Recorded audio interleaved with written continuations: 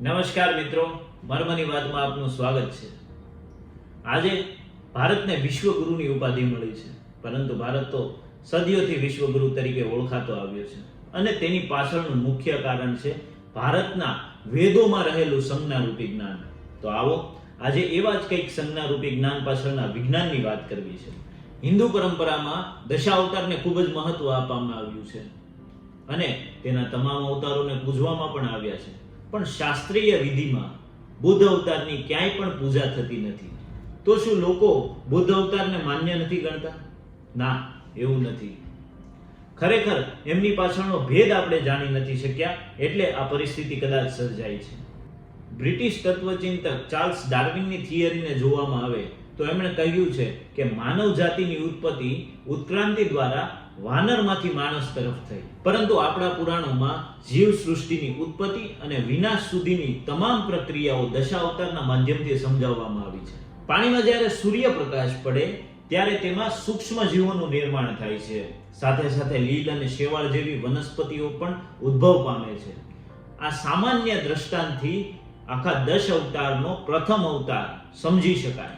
સમગ્ર પૃથ્વી પર જ્યારે પાણીનું સામ્રાજ્ય હતું ત્યારે સૂર્યપ્રકાશ પડતા તેમાં એક કોષી જીવનું નિર્માણ થયું હતું, અને વેદોના બ્રહ્મકથનને સમજીએ તો એકમાંથી અનેક થવાની પ્રક્રિયા શરૂ થઈ, અને આ બહુકોષી જીવના નિર્માણથી માછલી જેવા જળચર અસ્તિત્વમાં આવ્યા। એટલે પહેલો અવતાર મત્સ્ય અવતાર તરીકે કહેવામાં આવ્યો। ત્યારબાદ જે જળચર જીવો છીછરા પાણીમાં રહેતા હતા તેને ધીમે ધીમે જમીનનું વાતાવરણ પણ માફક આવવા માંડ્યું, એટલે ઉભયજીવીનું નિર્માણ થયું।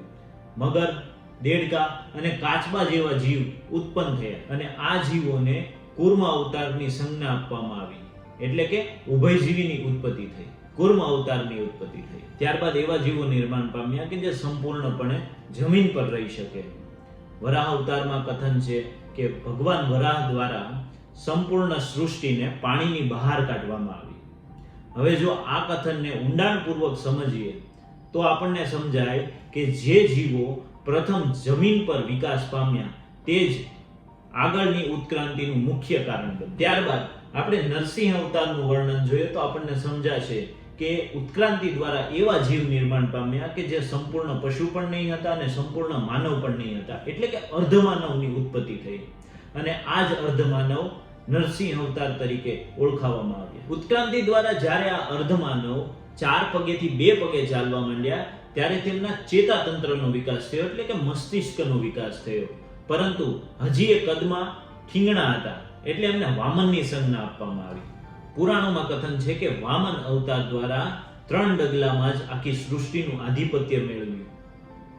જો આને પણ ઊંડાણપૂર્વક સમજવામાં આવે તો આપણને સમજાય કે જ્યારે ચેતાતંત્રનો મનુષ્યમાં વિકાસ થયો ત્યારે તે બીજા જીવ પર અંકુશ જમાવવામાં સફળ થયો। મર્મની વાતમાં આજે આટલું જ। આગળ આપણે વિસ્તૃત ચર્ચા કરીશું બીજા ભાગમાં, અને જાણીશું કે વિનાશ તરફે પુરાણોનું શું સંજ્ઞા છે, શું ઈશારો છે। ત્યાં સુધી જાણતા રહીએ, માણતા રહીએ। આભાર।